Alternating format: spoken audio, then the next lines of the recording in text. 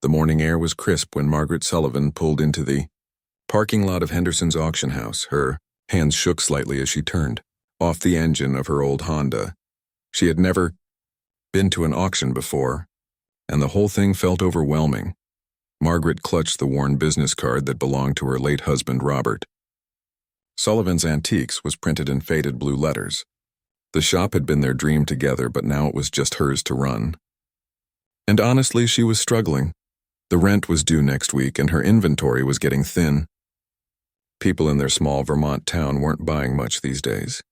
She needed to find some good pieces to sell, and estate auctions were supposed to be the best place for bargains. Walking toward the building, Margaret felt out of place among the crowd of serious-looking dealers and collectors. They all seemed to know exactly what they were doing, chatting with each other about lot numbers and estimated values. She pulled her cardigan tighter around herself and wished Robert was there with her. The auction house was buzzing with activity. People were examining furniture, lifting vases to check for chips and making notes in small notebooks. Margaret wandered around trying to look like she belonged. Most of the items were nice enough, but nothing really caught her eye. Then she turned a corner and stopped dead in her tracks. Standing against the far wall was the most incredible wooden statue she had ever seen. It was a Viking warrior, carved from what looked like a single piece of dark wood. The figure stood nearly 7 feet tall, with broad shoulders and intricate details that must have taken months to complete. But it was the face that really grabbed her attention. The Viking had strong features and piercing blue painted eyes that seemed almost alive. There was something about those eyes that made her feel like the statue was looking right at her, seeing into her soul. Margaret found herself walking closer without even realizing it. The craftsmanship was amazing. Every muscle in the warrior's arms was perfectly defined. His beard was carved with individual strands that looked like they might blow in the wind. He wore traditional Viking clothing, complete with a sword at his side and a shield decorated with complex patterns. At the base of the statue, there was a small brass plate that read, Lot 47 Hand-Carved Viking Warrior, Artist E. Larson. She had never heard of E. Larson, but whoever they were incredibly talented. This piece belonged in a museum, not at a small-town estate auction. Beautiful work, isn't it? Said a voice behind her. Margaret turned to see an elderly woman with kind eyes and gray hair pulled back in a neat bun. It really is, Margaret replied. I've never seen anything like it. The artist was quite something, the woman continued. He lived here in town for years but kept to himself mostly. Such a shame he passed away so young. Margaret wanted to ask more questions, but the woman had already moved on to examine other items. She made a mental note to find out more about this mysterious artist later. The auction started at 10 o'clock sharp. Margaret found a seat in the middle section and watched as item after item was sold. She bid on a few small pieces, an old jewelry box, some vintage books, a set of china cups. She won the books for $12 and felt proud of her first auction victory. As the morning wore on, Margaret found herself glancing toward the back of the room where the Viking statue waited. More and more people seemed to be noticing it too. She overheard a dealer talking on his phone about that incredible Viking piece and mentioning something about a private collector in Boston who would pay big money for it. Her heart sank. There was no way she could compete with serious collectors and dealers. The statue probably cost thousands of dollars, money she definitely didn't have, but she couldn't stop looking at it. There was something about the warrior's expression that reminded her of strength and determination. It was the same look she tried to have when facing her daily struggles, when bills piled up and customers were scarce. Lot 47, the auctioneer called out. Hand-carved Viking warrior by E. Larson. This is a magnificent piece, folks. Let's start the bidding at $500. Several hands went up immediately. Margaret watched as the price climbed quickly. $600, $700, $800. Her budget for the entire day was only $300. She started to get up to leave, feeling foolish for even thinking she could afford such a beautiful piece. But as she stood, those painted blue eyes seemed to catch hers again. For just a moment, the noise of the auction faded away, and she felt a strange pull toward the statue. Without really thinking about it, Margaret raised her hand. $850 from the lady in the blue cardigan, the auctioneer announced. What was she doing? This was crazy. She couldn't afford this. $900, called out a man in an expensive suit near the front. Margaret should have stopped there. Should have sat down and been sensible. Instead, she heard herself saying, 1,000. The room got a little quieter. People turned to look at her. The dealer who had been talking about his Boston collector frowned and shook his head. 1,000 from the lady in blue. Do I hear 1,100? The man in the suit hesitated. He looked back at Margaret, then at the statue, then checked something on his phone. After what felt like forever, he shook his head and looked away. Going once at $1,000, the auctioneer said. Going twice. Margaret's heart was pounding so hard she was sure everyone could hear it. $1,000 was more than her monthly grocery budget. It was almost as much as her rent. What would she tell her landlord? How would she explain this to her sister, who was always worried about her finances? Sold to the lady in the blue cardigan for $1,000. The sound of the gavel hitting the podium seemed to echo in Margaret's ears. She had actually done it. She had bought a 7-foot Viking statue for more money than she had spent on anything since Robert's funeral. People around her were already moving on to the next lot, but Margaret sat frozen in her seat. What had she just done? A young woman with a clipboard appeared at her side. Congratulations on your purchase. If you'll come with me, we can arrange payment and delivery. Margaret followed her to the office area, feeling like she was walking through a dream. As she wrote out the check, her hand trembled slightly. The young woman didn't seem to notice. This is quite a special piece, she said cheerfully. The estate coordinator mentioned that the artist specifically requested it be sold at public auction, rather than privately. Several collectors had offered more money, but Mr. Larson's wishes were very clear. Mr. Larson? Margaret asked. The artist. Eric Larson. He passed away about 3 months ago. Lovely man from what I heard, though he kept to himself. He left very specific instructions about how his work should be handled. Margaret signed the delivery forms and arranged for the statue to be brought to her shop the next day. As she walked back to her car, she felt a mixture of excitement and panic. She had just spent money she couldn't afford on something she had no room for in her tiny shop. But when she looked back at the auction house and thought about those piercing blue eyes, she didn't regret it. For the first time in months, she felt like she had done something just for herself, something that made her heart race with possibility instead of fear. She just hoped she could figure out what to do with a 7-foot Viking warrior before her sister found out what she had done. Margaret spent the entire drive home wondering how she was going to explain her purchase to anyone who asked.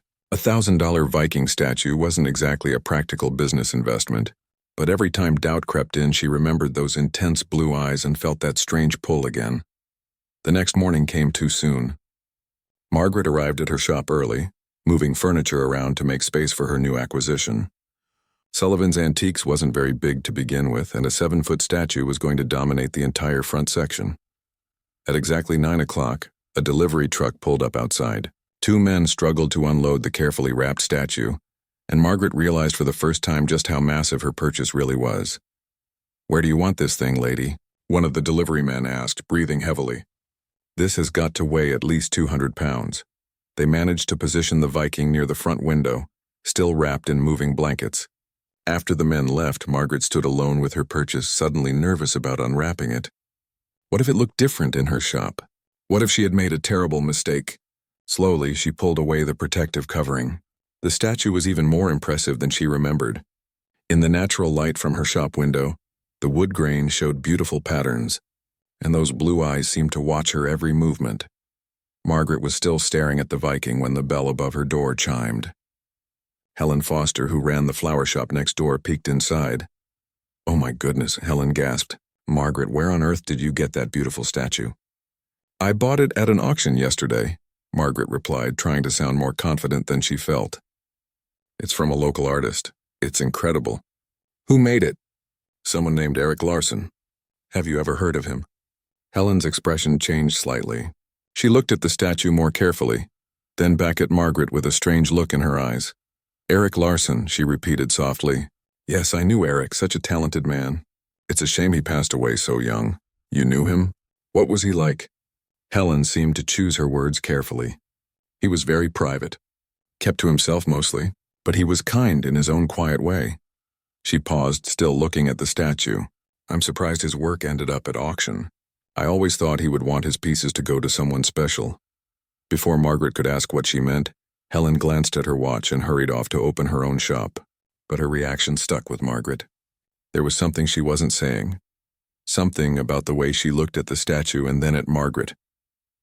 Later that morning, Margaret decided to call the auction house. She wanted to know more about Erik Larson and how his work had ended up for sale. Henderson's auction house, this is Linda speaking. Hi, this is Margaret Sullivan. I bought the Viking statue yesterday, lot 47. I was wondering if you could tell me more about the artist. Oh yes, the Larson piece. Congratulations again on your purchase. Let me connect you with Beth, our estate coordinator. She handled that collection personally. A few minutes later, a woman with a warm voice came on the line. Mrs. Sullivan, I'm so glad you called. I was actually hoping to speak with you about that piece. Really? Why? Well, it's quite unusual, actually. Erik Larson passed away about 3 months ago, and his instructions regarding the sale of his work were very specific. He had pieces that museums wanted to buy, private collectors willing to pay much more than auction prices, but he insisted everything go to public auction. Margaret felt a chill run down her spine. That seems strange. Why would he do that? I wondered the same thing, but Erik was very clear about it. He said he wanted his work to find its way to the right people, not just the richest people. He believed that good art should choose its own home. Did you know him personally? Beth was quiet for a moment. I met him several times when we were arranging the estate sale. He was quite remarkable, actually. Very thoughtful, very deliberate about everything. He spoke with a slight accent, Norwegian, I think. He told me he had been in our town for over 20 years, but he still felt like an outsider sometimes. Margaret found herself getting more curious about this mysterious artist. What else did he say? He mentioned that he had spent a lot of time watching people in town, learning about the community. He said Americans were different from Norwegians, more open but also more hurried. He liked to sit in the park or at the coffee shop and just observe daily life. This painted a picture of a lonely man, someone who felt disconnected from the community around him. Margaret could relate to that feeling, especially since Robert had passed away. Was he married? Did he have family? No family that we could locate. Never married, as far as we know. He lived alone in a small house on Maple Street, spent most of his time in his workshop behind the house. The neighbors said he was friendly enough when they saw him, but he didn't socialize much.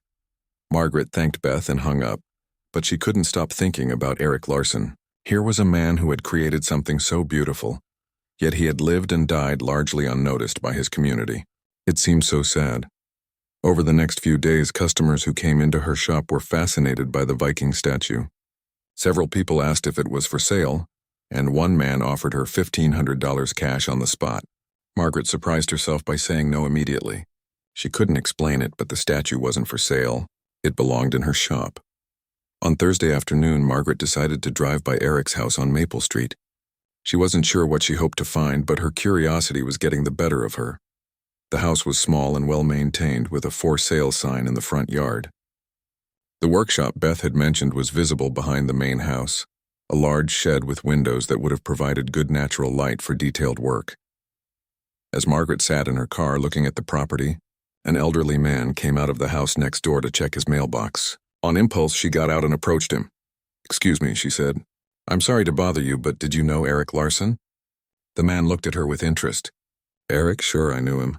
Nice fellow. Quiet, but nice. You a friend of his?" "Not exactly. I bought one of his carvings at auction. I was just curious about what he was like." The neighbor, who introduced himself as George, seemed happy to talk. Erik was a good neighbor. Never any trouble, always kept his place neat. He helped me fix my fence a couple years back, wouldn't take any payment for it. Did he have many visitors? Not really. He seemed to like his solitude. But I'll tell you what, he was always doing little kindnesses around the neighborhood. He'd shovel Mrs. Peterson's driveway in winter, bring in her groceries when she was sick.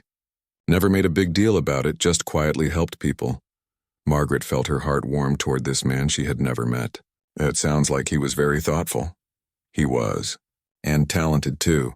Sometimes I'd hear him working in that shop of his at all hours. He'd get so focused on a project that he'd forget to eat dinner. His lights would be on past midnight some nights. George paused, studying Margaret's face. You know, I always had the feeling Erik was carving for someone specific, not just for the sake of making art. Like he had a particular person in mind for his pieces. What makes you say that? Just the way he worked, I guess. Very intentional, very careful. Like every detail mattered because someone special would be seeing it. As Margaret drove home, George's words echoed in her mind. Had Eric been creating his art for someone special? And if so, who was that person? Back at her shop, she stood in front of the Viking statue, studying every detail of its carved features. The warrior's expression was strong but gentle, determined but kind. It was the face of someone who would protect what he loved, someone who would wait patiently for the right moment to act. For some reason, looking at those blue eyes made Margaret feel less alone than she had in months. It was almost as if Eric Larson had reached across the divide between life and death to offer her something she didn't even know she needed, a sense of being watched over, of being important to someone. She just wished she could have met the man who created such beautiful work and lived such a quiet, generous life. Margaret had been dusting the Viking statue every morning for a week when she noticed something odd. There was a small gap in the wooden base, barely visible unless you looked at it from just the right angle. At first she thought it might be a crack in the wood, but when she examined it more closely, it looked deliberate. Running her fingers along the base, she found what felt like a hidden seam. Her heart started beating faster as she realized this might be some kind of secret compartment. She had seen similar features in antique furniture before, hidden drawers where people kept valuables or important papers. Using a thin letter opener, Margaret carefully worked at the seam until she heard a soft click. A small section of the base slid open, revealing a hollow space inside. Her hands trembled as she reached in and pulled out a leather-bound journal, wrapped in soft cloth to protect it from moisture and time. The journal was well worn, but carefully maintained. The cover was embossed with the initials EL in simple gold letters. Margaret carried it to the counter and opened it gently, afraid the pages might be fragile.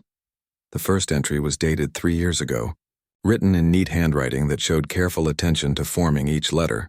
At the top of the page, in slightly larger letters, were the words, "My silent observations." Margaret began to read, and what she found made her breath catch in her throat. Today I saw the kind woman with sad eyes again. She was arranging flowers in the window of her antique shop, trying to make the old things look cheerful and welcoming. She has such gentle hands, the way she touches each item like it has a story to tell. I wished I could go inside and tell her that her shop brings beauty to our street, but I'm not good with words when it comes to talking to people. Especially not to someone like her. Margaret's hands began to shake.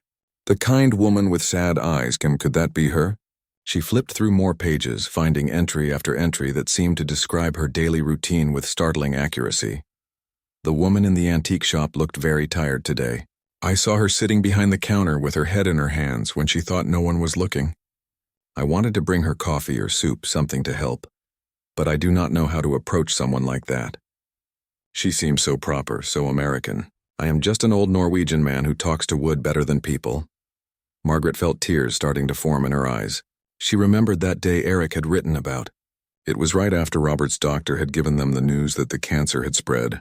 She had been trying to hold herself together in public, but some days the weight of it all had been too much. She continued reading, and the entries painted a picture of someone who had been watching her life unfold from a distance, caring deeply but never interfering. I bought 3 small items from her shop today: a wooden box, some old books, and a brass candlestick. I did not need any of these things, but she looked so worried when I came in. She kept glancing at a stack of bills on her counter. The items cost $43. I hope it helped even a little. She smiled when she wrapped them up for me, and it was like sunshine in winter. Margaret remembered that transaction clearly now. It had been during one of their hardest months financially, when Robert's medical bills were piling up and customers were scarce. The man who bought those items had paid in cash and left quickly, but his purchase had allowed her to pay the electric bill that month. Reading further, she discovered that Eric had been documenting her life with the careful attention of someone who truly cared. He wrote about seeing her struggle with heavy boxes, about the way she always fed the stray cats behind the shop, about how she had continued working even when Robert was in the hospital. Today, I followed the ambulance to the hospital, staying far enough back that she would not notice me. I wanted to make sure she was not alone, even if she did not know I was there. I sat in the waiting room for 6 hours pretending to read magazines. When she finally came out, her face was so pale and frightened. I wanted to offer comfort, but what could an old woodcarver say to ease such pain? Margaret had to stop reading for a moment. That had been the day Robert was diagnosed. She remembered feeling so alone and scared, sitting in that sterile waiting room. To think that someone had been there, silently offering support even though she hadn't known it, brought fresh tears to her eyes. The entries continued through Robert's illness and death, documenting Eric's quiet presence during the worst period of her life. She looked so small at the funeral today.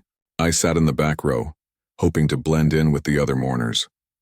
When they lowered the casket, I saw her shoulders shake, and I had to grip my hands together to stop myself from going to her. It is not my place.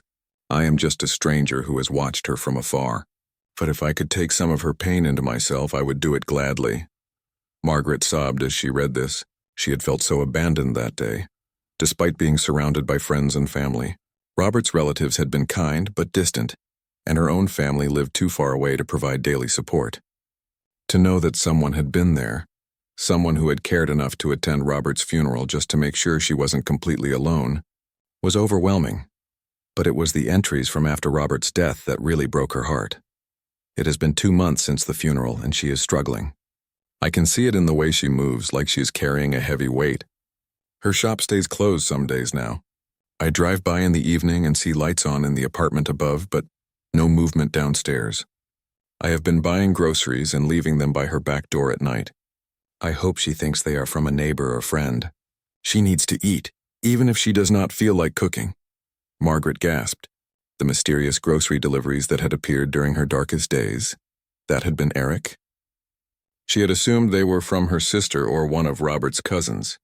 Those bags of food had kept her going when she could barely manage to get out of bed, let alone shop for herself. I saw her trying to move a heavy dresser by herself today. She is too stubborn to ask for help, but too small to manage it alone. After she went inside, I moved it to where she wanted it. I hope she thinks the shop pixies did it overnight. That dresser incident had puzzled Margaret for weeks. She had been certain she had left it in the middle of the store, but the next morning it was perfectly positioned where she had wanted it. She had even questioned her own memory. As she read through more entries, a pattern emerged. Eric had been her silent guardian angel for years, watching over her from a distance and helping whenever he could without revealing himself. He had shoveled her sidewalk after snowstorms, fixed a loose shutter on her building, even paid for Robert's funeral flowers through the flower shop, swearing Helen to secrecy. But it was the more recent entries that revealed the depth of his feelings. I have been carving a Viking warrior for her, though she does not know it yet.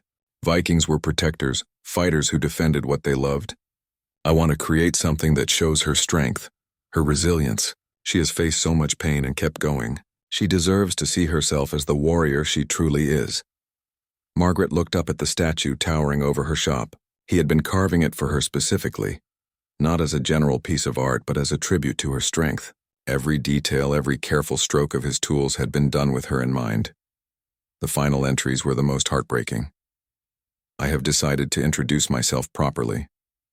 For too long I have been a shadow in her life, caring from a distance but never having the courage to simply walk into her shop and say hello. Tomorrow I will buy something small, perhaps one of those old books she loves to collect. I will tell her my name is Eric, that I am a woodcarver and that I have always admired her shop. It is a small beginning, but it is time. The next entry was dated just 1 day later. I went to her shop today, but when I got to the door I saw her laughing with a customer, a man about her age who seemed very comfortable talking with her. They looked natural together, and I realized that perhaps I have waited too long. Perhaps she has already begun to heal and move forward with someone more suitable than an old Norwegian woodcarver. I turned around and came home. Some dreams are meant to stay dreams. Margaret felt her heart break for this kind man who had misunderstood a simple interaction. The customer Eric had seen was probably Tom Bradley, Robert's old business partner who sometimes stopped by to check on her. There had never been anything romantic between them. Tom was happily married and just being a good friend. But Eric hadn't known that. He had seen what he thought was Margaret moving on with her life and had stepped back, sacrificing his own happiness rather than interfere with what he believed was her chance at new love.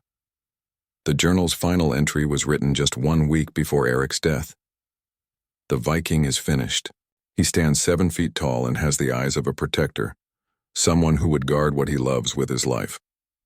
I have decided to put him in my will to be sold at auction. Perhaps he will find his way to someone who needs a guardian, someone who deserves to feel safe and watched over.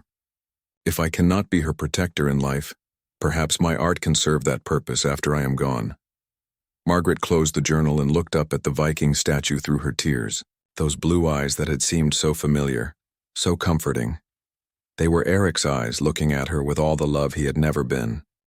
Margaret spent the rest of that day rereading Eric's journal, each page revealing another layer of his quiet devotion. As the pieces of the puzzle fell into place, she began to understand just how present he had been in her life. Even though she had never truly seen him, she remembered the mysterious customer who always seemed to appear when her shop was struggling financially. He would browse quietly for a few minutes, then purchase the most expensive item she had, usually something that had been sitting unsold for months. He always paid in cash, never haggled over prices, and left quickly without much conversation. Now she realized that customer had been Eric, carefully monitoring her situation and stepping in whenever she needed help most. He had never made a show of his purchases or acted like he was doing her a favor. To Margaret, he had simply seemed like a lucky break, a customer with good taste and ready money appearing just when she needed him. The journal revealed the thought and care that had gone into each purchase. She has a beautiful old music box that has been in her window for months. It plays a Norwegian folk song that reminds me of my childhood. I know it is expensive, $200, but I saw her looking at the rent notice on her counter today with such worry in her eyes. I will buy the music box tomorrow. She will think it is coincidence, but I will have a piece of my homeland and she will have the money she needs. Margaret remembered that music box clearly.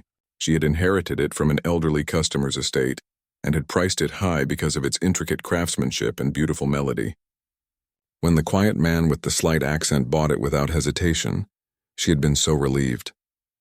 That sale had covered her insurance payment that month, but Eric's journal revealed so much more than just financial help. He had been a constant, invisible presence during the darkest period of her life.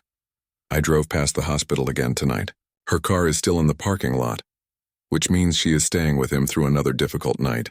I stopped at the all-night diner and bought coffee and sandwiches, then left them at the nurse's station with a note saying they were for the woman in room 314 who never leaves her husband's side. I hope she eats something. She's getting too thin. Margaret had wondered about those mysterious meal deliveries during Robert's final weeks in the hospital. The nurses claimed they didn't know who was sending them, but there had always been hot coffee and fresh food waiting when she needed it most. She had been too exhausted and worried to question it much at the time. Today I watched her paint the outside of her shop by herself. The ladder looked unsteady and I was terrified she would fall. After she went inside for the day, I came back and reinforced the ladder, then finished painting the spots she could not reach safely. In the morning, she will think she accomplished more than she remembered. That painting project had been such a struggle. Margaret had been determined to do it herself to save money, but she remembered being surprised by how much progress she seemed to make each day. Areas that she was sure she hadn't finished would somehow be perfectly painted the next morning. She had attributed it to being more tired than she realized. The journal also explained other small mysteries that had puzzled her over the years. Winter is coming early this year, and her building's heating system is old and unreliable. I found the name of her landlord through public records and called him anonymously, reporting that the building needed heating repairs before the weather turned cold. I disguised my voice and said I was from the city inspector's office. It was a small lie, but she should not have to suffer through a cold winter on top of everything else. Margaret had been amazed when her landlord suddenly decided to upgrade the heating system that fall, especially since he was usually reluctant to spend money on improvements. The timing had been perfect, just before an unusually harsh winter that would have been miserable with the old, unreliable system, but it was the personal touches that really moved her to tears. She loves the wild roses that grow behind her building, but the city wants to cut them down for a parking expansion. I went to the city council meeting and spoke in favor of preserving them, though I made sure she was not there to see me. I told them the roses were historically significant and brought beauty to the downtown area. The motion to remove them was defeated by one vote. Margaret had been heartbroken when she heard about the city's plan to remove her beloved rose bushes. They bloomed every spring and summer, filling her small back garden with color and fragrance. When the city council unexpectedly decided to preserve them, she had been overjoyed but surprised. She had never known anyone was advocating for them. I see her feeding the stray cats every morning. She puts out food even when I know money is tight for her. Those cats depend on her kindness, but I worry she is giving food she can barely afford. I have started leaving extra bags of cat food by the dumpster where she feeds them. I hope she thinks another kind neighbor is helping. The mysterious appearances of premium cat food had been another puzzle. Margaret had always bought the cheapest brand she could find for the strays, but expensive bags kept appearing by the feeding area. She had assumed another cat lover in the neighborhood was contributing. As Margaret read deeper into the journal, she discovered that Eric had been struggling with his feelings for years, torn between his love for her and his belief that he was not worthy of her attention. I am just a simple craftsman who came to America with nothing but rough hands and a foreign accent. She is educated, refined, the kind of woman who deserves someone who can give her the life she had with her husband. What could I offer her except the devotion of an old Norwegian fool who has forgotten how to talk to women? These passages broke Margaret's heart. Eric had seen her as something precious and delicate, when the truth was that she had felt broken and lost for so long. If he had approached her, if he had simply introduced himself, she would have welcomed his friendship gladly. The journal revealed his internal debates about whether to reveal himself. Every day I tell myself today will be the day I walk into her shop and introduce myself properly. But every day I find excuses. What if she thinks I am strange for noticing her so much? What if my English is not good enough to express what I want to say? What if she is kind to me only because she feels sorry for the lonely immigrant who bothers her? Eric's lack of confidence was heartbreaking to read. His English in the journal was careful but perfectly clear. His observations showed deep intelligence and sensitivity, and his actions proved he was the kind of man any woman would be lucky to know. But perhaps the most touching entries were the ones where he wrote about watching her heal and grow stronger after Robert's death. She smiled at a customer today, a real smile. Not the polite one she has worn like a mask for so many months. It was like watching the sun come out after a long winter. She is finding her way back to herself, and it gives me hope that someday she will be ready for new happiness. Even if that happiness does not include me, I want it for her more than anything. Eric had loved her enough to want her happiness even if it meant never being part of her life. That kind of selfless love was something Margaret had never experienced before. The final entries showed Eric preparing to take action, finally deciding to introduce himself despite his fears. I have practiced what I will say to her. Hello, my name is Eric Larson. I am a woodcarver and I have admired your shop for a long time. I wonder if you might be interested in selling some of my smaller pieces here. It is simple, honest, and gives her an easy way to say no if she is not interested in knowing me better. Margaret could picture him rehearsing these words, probably in front of a mirror in his small house. The idea of this gentle, caring man working up the courage to talk to her was both sweet and heartbreaking. Tomorrow I will do it. No more excuses, no more waiting. Life is short, as I learned when my own heart started giving me trouble last month. The doctor says I need to avoid stress and excitement. But what is life without taking some chances? If she says no, at least I will know I tried. Margaret's blood ran cold as she read this entry. Eric had been having heart problems and hadn't told anyone. He had been facing his own mortality, while continuing to worry about her well-being. The journal's final entry was dated just 3 days before Eric's death. I went to her shop today, but when I saw her talking with that man laughing so freely, I realized she has already begun to heal. She does not need a broken-down Norwegian woodcarver complicating her life. I will step back and let her find happiness with someone who can offer her a real future. My Viking warrior is finished. When I am gone, perhaps he will find his way to her somehow and watch over her when I no longer can. Margaret clutched the journal to her chest and wept for this kind, selfless man who had loved her so deeply, but had never given her the chance to love him back. He had made the ultimate sacrifice in stepping aside for her happiness, based on a misunderstanding that had cost them both the chance for love. Looking up at the Viking statue, she finally understood its expression. It wasn't just strength and determination she saw in those carved features. It was love, patience, and an eternal promise to protect what mattered most.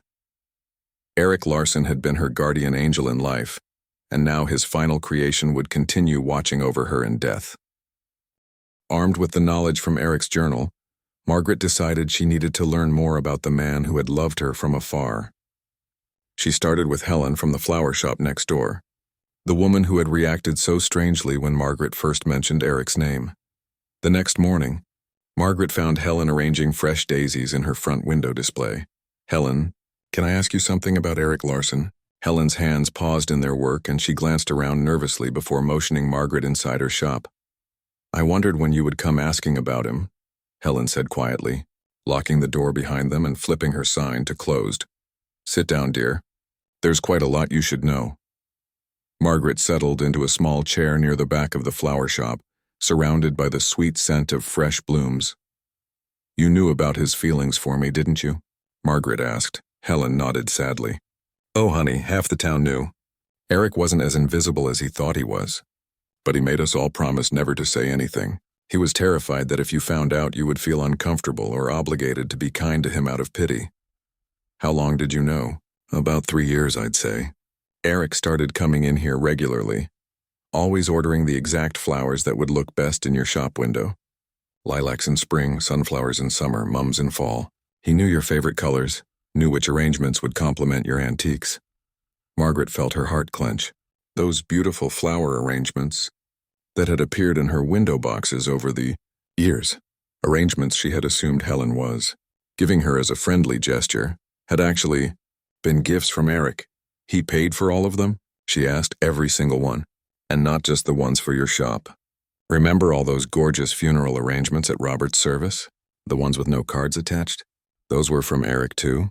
He spent almost $1,000 making sure Robert was honored properly, but he wouldn't let me put his name on any of them." Margaret remembered those flowers clearly. They had been the most beautiful arrangements at the funeral, far more elaborate than what their modest budget had allowed for. She had wondered who had sent them, but in her grief she hadn't pursued the question. "There's more," Helen continued. "Eric didn't just watch you from a distance. He actively worked to make your life better, and he got others involved too." "What do you mean?" Helen walked to her cash register and pulled out a small notebook. "Eric kept track of everything. He knew when your rent was due, when your insurance payments were coming up, when you were struggling financially. He would come to me or to Tom Bradley or to others in town and ask us to help in ways that wouldn't make you suspicious. Tom was in on this too. Oh, Tom was one of Eric's main conspirators. Remember when you had that big repair bill for your shop's roof 2 summers ago? Tom didn't just happen to find you a contractor who gave you a discount. Eric had already paid half the bill anonymously, and Tom arranged for his brother-in-law to do the work at cost." Margaret was stunned. That roof repair had threatened to bankrupt her, but somehow everything had worked out perfectly. The contractor had been professional and affordable, and the final bill had been much less than expected. "How many people knew about this?" "More than you might think. Eric was very persuasive when it came to helping you. He never asked people to lie to you, just to be creative about how they offered assistance." Helen flipped through her notebook, stopping at a page covered in Eric's careful handwriting. He kept detailed records of everything. "Look at this entry from last winter. Margaret's heating bill will be very high this month due to the cold snap. I have spoken with the library board about hiring her to appraise their old book collection. The payment should cover her heating costs without her knowing it was arranged specifically for her benefit." Margaret remembered that job. It had come out of nowhere at exactly the right time, and the payment had indeed covered her heating bills during an expensive month. Mrs. Patterson at the library was involved too. "Eric had a whole network of people who cared about you, dear. We all wanted to help, but we respected his request to keep his involvement secret. He was so afraid of making you uncomfortable." Helen led Margaret to the small office in the back of her shop, where she pulled out a folder marked with Margaret's name. "Eric gave me this about 6 months before he died. He said if anything happened to him, I should make sure you knew about some of the things he had arranged for your benefit." Inside the folder were receipts, photographs, and documents that painted a picture of Eric's extensive efforts on Margaret's behalf. There were receipts for snow removal services he had hired to clear her sidewalk all winter, payments to a handyman for small repairs around her building, and even a receipt for professional carpet cleaning in her shop. "I thought my landlord was taking better care of the building lately," Margaret murmured. "That was Eric. He found out who owned your building and convinced him that regular maintenance would protect his investment. Eric even offered to pay for improvements if the landlord would take credit for them. But it was the photographs that really took Margaret's breath away. Eric had been documenting her daily life, but not in a creepy or invasive way. The photos showed her working in her shop, arranging displays, helping customers. In every image, she looked confident and capable. captured in moments when she was focused on her work and unaware of being observed. "He saw you the way you really are," Helen said softly. "Strong, beautiful, accomplished. He took these pictures to remind himself of why he loved you, but also because he wanted to show you how you looked to someone who truly saw your worth." Margaret studied the photos through tears. In Eric's eyes, she wasn't the struggling widow she felt like most days. She was graceful, competent, worthy of love and admiration. "Why didn't any of you tell me?" she asked. "Maybe if I had known." "We wanted to, believe me." But Eric was so adamant about keeping his feelings secret. He was convinced that you were out of his league, that you would never be interested in a simple woodcarver with a foreign accent. Helen sat down across from Margaret and took her hands. "The truth is, some of us tried to encourage him. Tom Bradley told him repeatedly that you would welcome his friendship, that you weren't the snobby socialite Eric imagined you to be. But Eric had such low self-esteem when it came to American women. He thought his English wasn't good enough, his education wasn't sufficient, his background too humble. That's ridiculous. I would never judge someone for those things. We knew that. But Eric didn't. He came from a culture where class differences mattered more than they do here. He couldn't believe that a woman like you might actually appreciate a man like him." Helen pulled out another document from the folder, a letter addressed to Margaret, in Eric's handwriting. "He wrote this for you, about a month before he died. He never sent it, but he wanted me to give it to you if something happened to him." With trembling hands, Margaret opened the letter. "Dear Margaret," it began. "If you are reading this, it means I am gone, and Helen has decided you should know the truth about my feelings for you. I have loved you from afar for years, not because I chose to stay distant, but because I was too much of a coward to risk your rejection. I want you to know that watching you live your life has been the greatest privilege of mine. Your strength during your husband's illness, your grace in the face of loss, your determination to rebuild your life, all of this has inspired me more than you will ever know. I helped you when I could, not because I thought you were helpless, but because I wanted to ease your burdens in the small ways available to me. You deserved support during your darkest times, and I was honored to provide it, even if you never knew it came from me. If I could live my life over, I would find the courage to introduce myself properly, to offer you my friendship openly, to let you decide for yourself whether a Norwegian woodcarver might have something worthwhile to offer. But I'm an old man with old fears, and I ran out of time to overcome them. Please know that you have been deeply loved, even if that love was never expressed directly. And please know that my greatest wish is for your happiness, whatever form that might take." The letter was signed simply Eric. Margaret clutched the letter to her chest, overwhelmed by the depth of feeling in his words. "There's one more thing," Helen said gently. "Eric made arrangements before he died.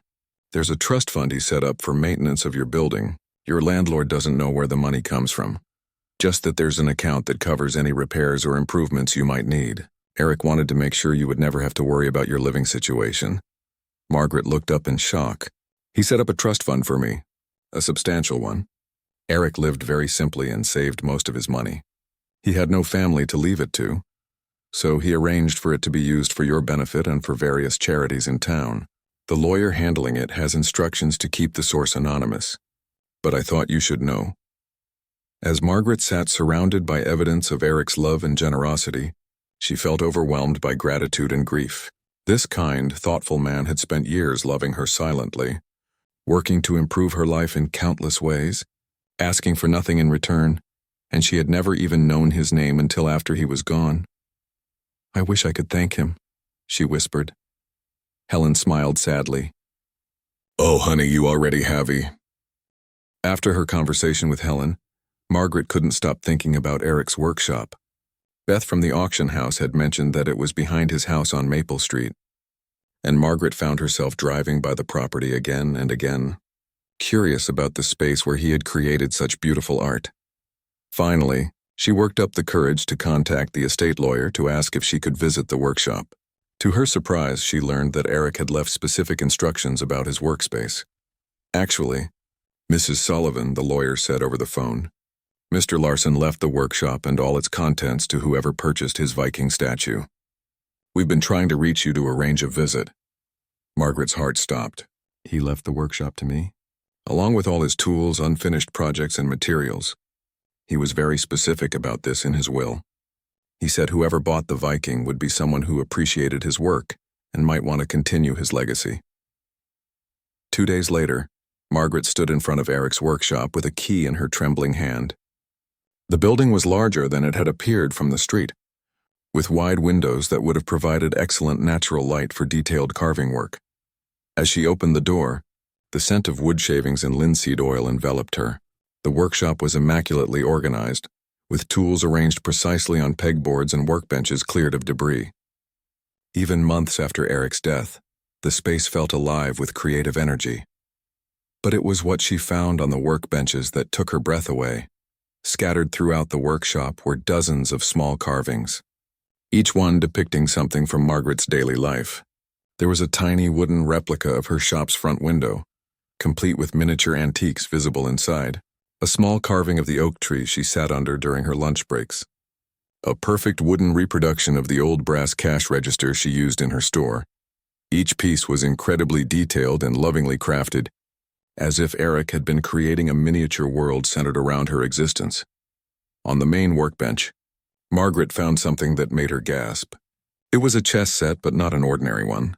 Each piece was a tiny carved figure, representing someone from their town. The king was clearly modeled after the mayor, the castle pieces looked like the old courthouse, and the knights resembled the horses from the riding stable outside town. But it was the queen that made Margaret's knees weak.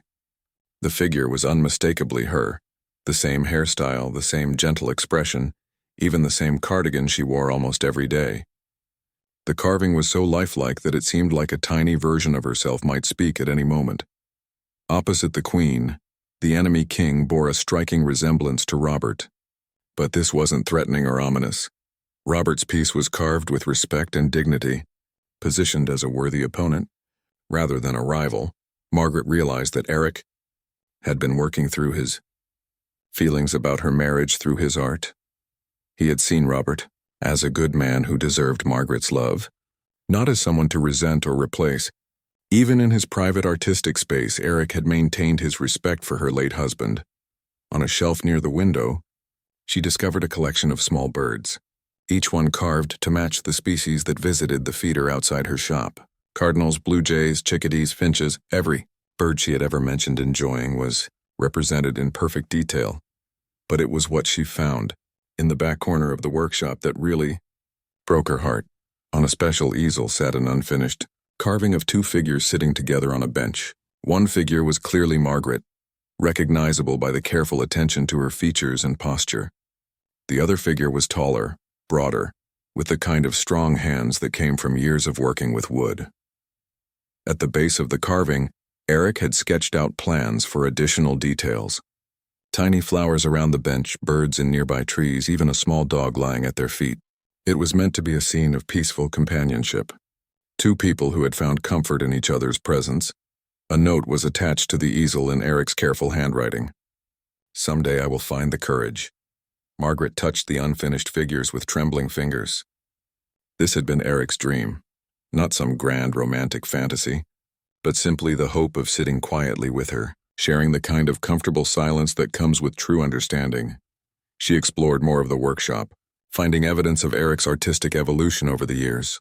His early pieces were technically excellent but emotionally distant. But as his feelings for Margaret had deepened, his work had become more expressive, more personal, more filled with heart. In a cabinet near his main workbench, she discovered a collection of practice pieces, small carvings where Eric had been experimenting with different ways to capture human emotion in wood. There were hands in various positions, faces showing different expressions, even tiny carved tears on some of the figures. He had been teaching himself to carve feelings, not just forms. Margaret found his design notebooks, filled with sketches and plans for future projects. Many of them featured her as the central subject, but not in an obsessive way. Instead, Eric had been documenting the small moments of beauty he saw in her daily life. There was a sketch of her arranging flowers in her shop window, titled "Grace in Simple Tasks." Another showed her reading in the park during lunch break, labeled "Peace in Solitude." A third captured her helping an elderly customer, with the note, "Kindness is its own beauty." Eric had seen her as his muse, but in the most respectful and admiring way possible. He wasn't trying to possess or control her image. He was celebrating the natural beauty he found in her character and actions. In his project planning folder, Margaret discovered something that made her sit down hard in his desk chair. Eric had been designing a series of carvings specifically for her shop, pieces that would complement her antiques and appeal to her customers. He had studied her inventory, her decorating style, even the preferences of her regular customers. Pieces for Margaret's shop was written at the top of the folder in his neat handwriting. Inside were detailed plans for a dozen different carvings, each one designed to enhance her business rather than compete with it.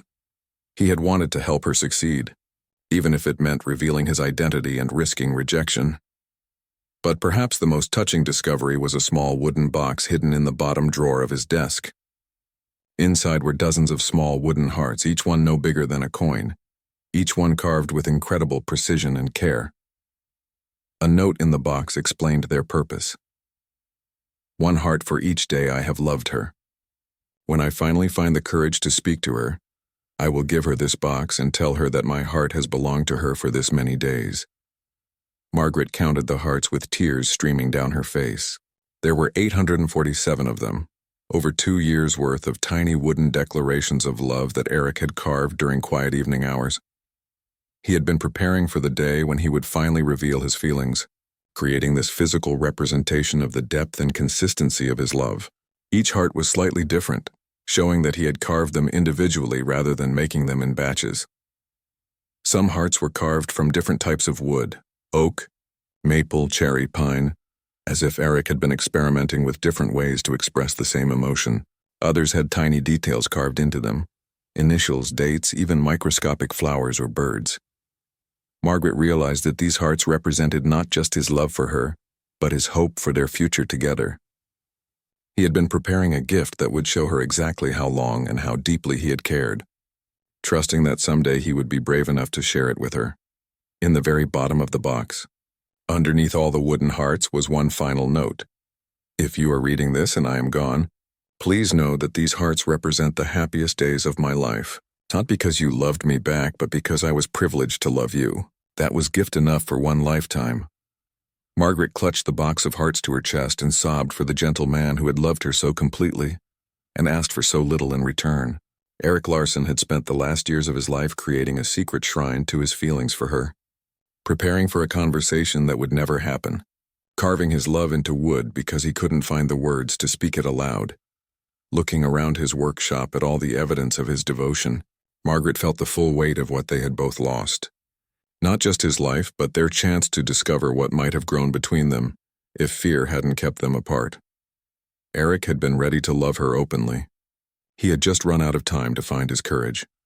And now she was left with a workshop full of unfinished dreams and a box full of wooden hearts that represented a love story that would never have its proper ending. Margaret spent the next several weeks visiting Eric's workshop almost daily, slowly piecing together the full story of his feelings through his art and personal belongings. Each discovery revealed another layer of the depth and complexity of his love for her in his personal journal, a different one from the hidden journal in the Viking statue. She found entries that showed his internal struggle between hope and self-doubt. I have been practicing what I will say to her when I finally introduce myself properly, he wrote, 3 months before his death. But every time I rehearse the words, they sound foolish. What can I offer a woman like Margaret? I am just a simple craftsman with calloused hands and imperfect English. She deserves someone refined, educated, someone who can give her the life she had with Robert. Margaret's heart ached as she read his constant self-deprecation. In his mind, she was some kind of sophisticated woman who would look down on a working man. The reality was that she had always felt more comfortable with practical, honest people than with the pretentious types who sometimes visited her antique shop. But perhaps the most heartbreaking entries were the ones where Eric documented his decision to finally take action. I cannot continue living as a shadow in her life, he wrote just 2 weeks before his death. Either I find the courage to approach her honestly, or I step back completely and stop this foolish obsession. She deserves better than having a lonely old man watching her from a distance like some character in a sad fairy tale. Margaret discovered that Eric had been making concrete plans to change his life. In a folder marked New Beginning, she found evidence of his preparations. He had researched conversation topics they might share, practiced introductions in front of his mirror, even planned to take English classes to improve his speaking confidence. Most touching was a list he had made titled, Ways to Meet Margaret Naturally. 1. Bring my smaller carvings to her shop and ask if she would consider selling them. 2. Attend the same community events she goes to and find opportunities for casual conversation. 3. Volunteer for the Downtown Beautification Committee. She mentioned wanting better flower boxes. 4. Take a cooking class at the community center. She mentioned loving to cook but never having time. 5. Simply walk into her shop, buy something small, and introduce myself as a neighbor who has always admired her business.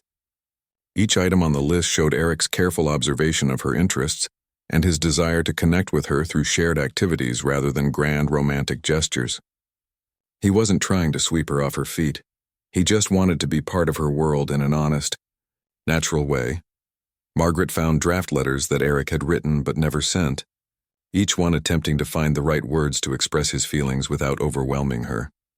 Dear Margaret, one began, you do not know me, but I have been a great admirer of your strength and grace during these difficult years.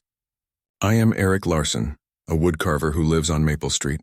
I have often wondered if you might be interested in featuring some handmade pieces in your beautiful shop. If you would be willing to meet for coffee to discuss this possibility, it would be an honor. The letter was crossed out and rewritten multiple times, with Eric apparently struggling to find the right balance between professional interest and personal warmth. Another draft was more direct. Dear Margaret, I am writing to introduce myself because I have been too shy to do so in person.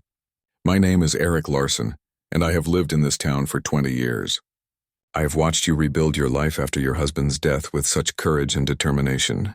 I would very much like to know you better, if you would be willing to give a nervous Norwegian woodcarver a chance. This version was also abandoned, with a note in the margin. Too forward. She will think I am a stalker. But it was his final draft, dated just 1 week before his death, that showed Eric had finally found his voice. Dear Margaret, my name is Eric Larson and I own the woodworking shop on Maple Street. I have been a customer of yours several times over the years, though I don't think you would remember me. I am not very good at conversation and usually leave quickly after making my purchases. I am writing because I have finally worked up the courage to ask if you might be interested in getting to know each other better. I have great respect for you as a businesswoman, and as a person who has shown such strength during difficult times. I would be honored to take you to dinner sometime, or simply to have coffee and conversation if you prefer. I should mention that I am originally from Norway, and still speak with an accent. I am a simple craftsman, not an educated man, but I am honest and hardworking. I understand if you are not interested in getting to know someone like me, but I have decided that life is too short not to try. If you would be willing to give me a chance, you can reach me at the phone number below. If not, please know that I will respect your decision and will not bother you again. With great admiration, Eric Larson. The letter was dated for the day after Eric's fatal heart attack. He had been planning to deliver it the morning he died. Margaret held the letter with shaking hands, imagining how different everything might have been if Eric had found the courage to approach her just a few days earlier. She would have been delighted to receive such a thoughtful, respectful letter. She would have called him immediately to accept his invitation, but fate had other plans. In Eric's desk calendar, Margaret found more evidence of his final decision to act. He had circled the date he planned to deliver the letter and had written, New Beginning in his careful handwriting. On the same day, he had scheduled a haircut, a shopping trip for new clothes, and a visit to the florist, apparently planning to look his best when he finally introduced himself properly.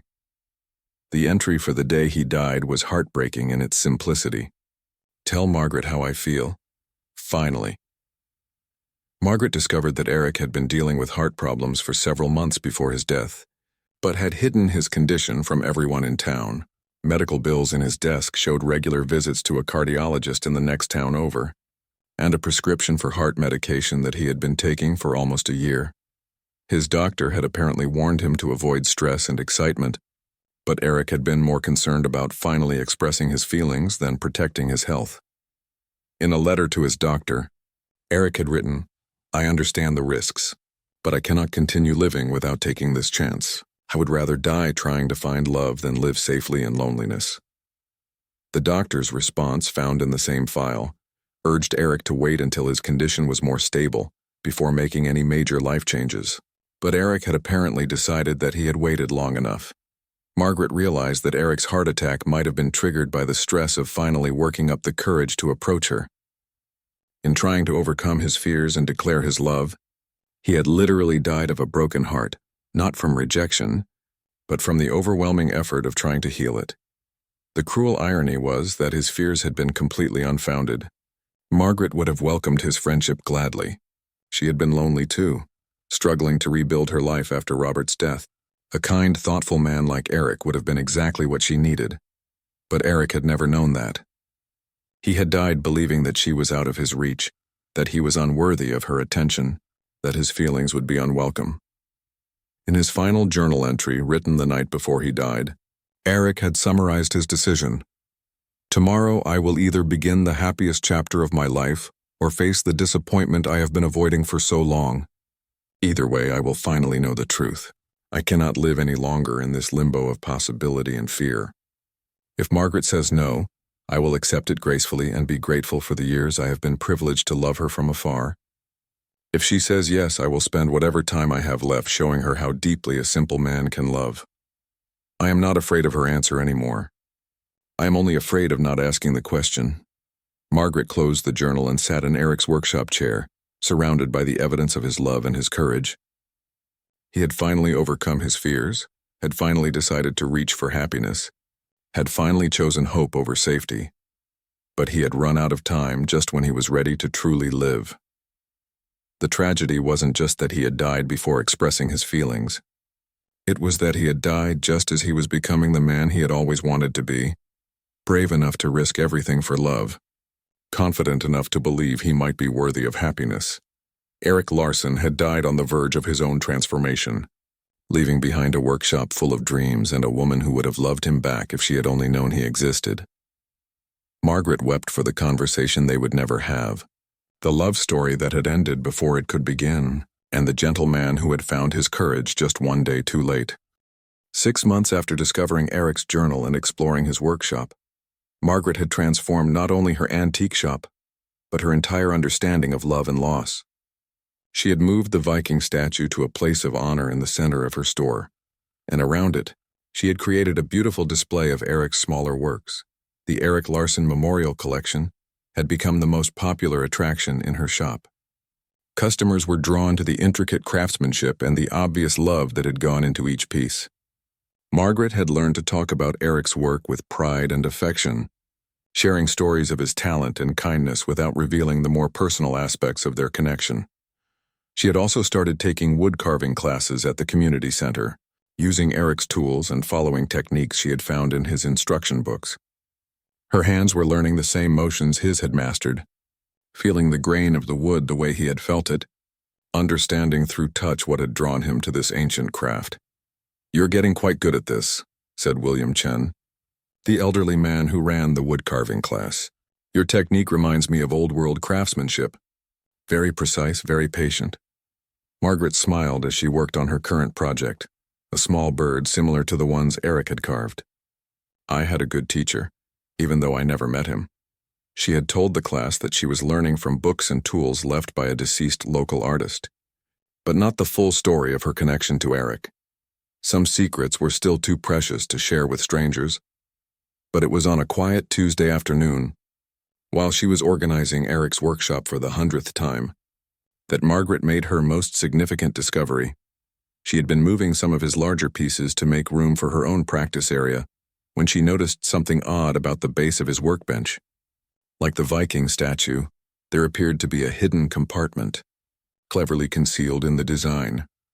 With careful pressure in just the right spots, a section of the workbench slid open, revealing a space large enough to hold several items.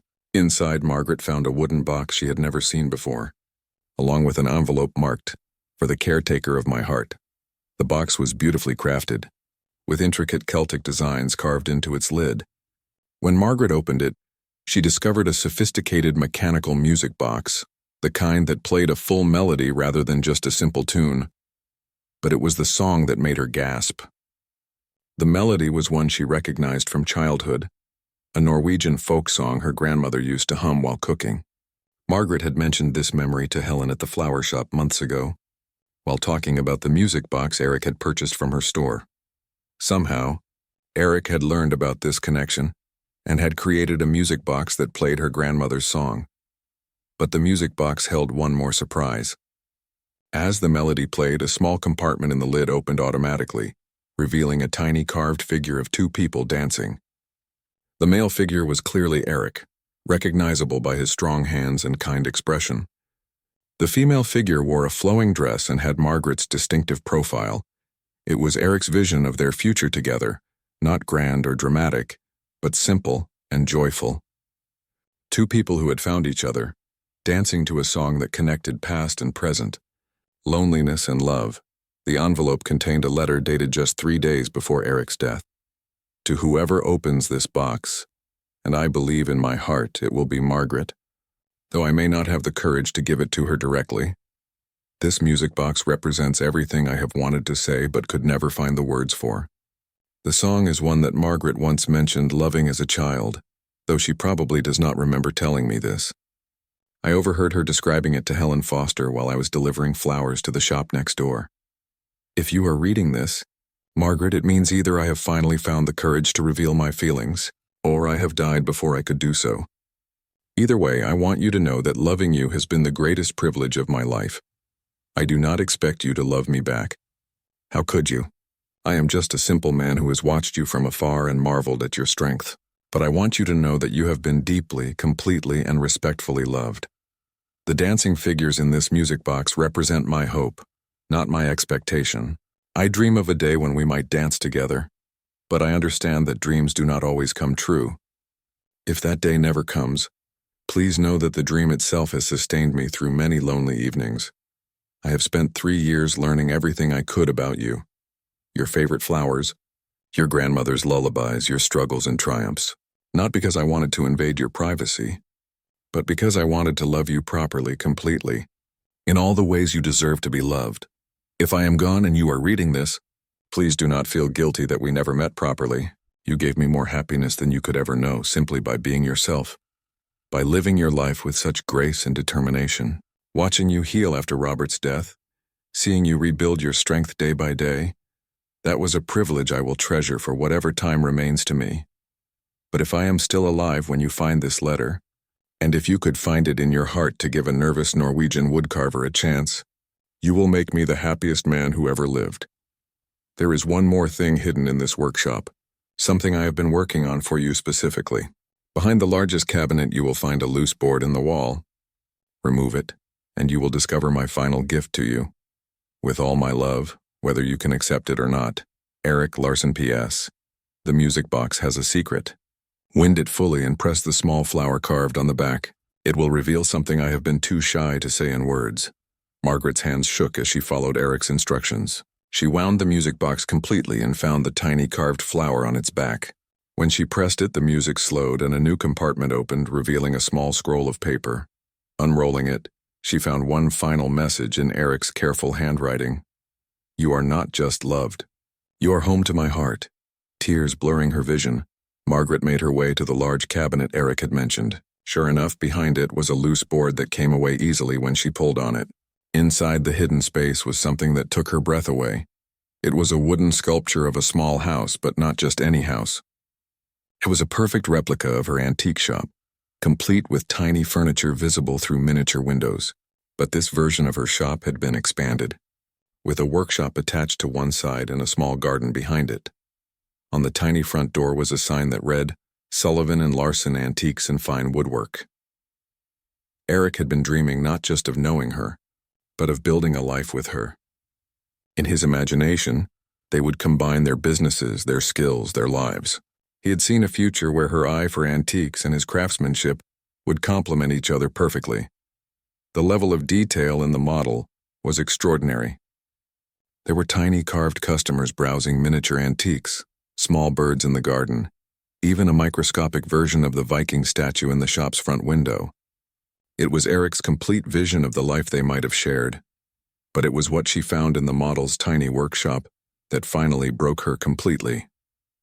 On a workbench no bigger than her thumbnail, Eric had carved two minuscule figures working side by side. One was clearly him, teaching the other, clearly her, how to use wood-carving tools.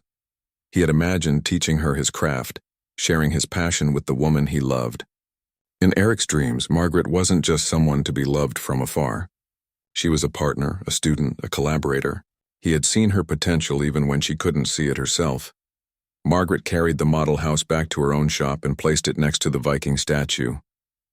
For the first time since discovering Eric's feelings, she felt something besides grief and regret. She felt inspired. Over the following weeks, Margaret began implementing Eric's vision in her own way.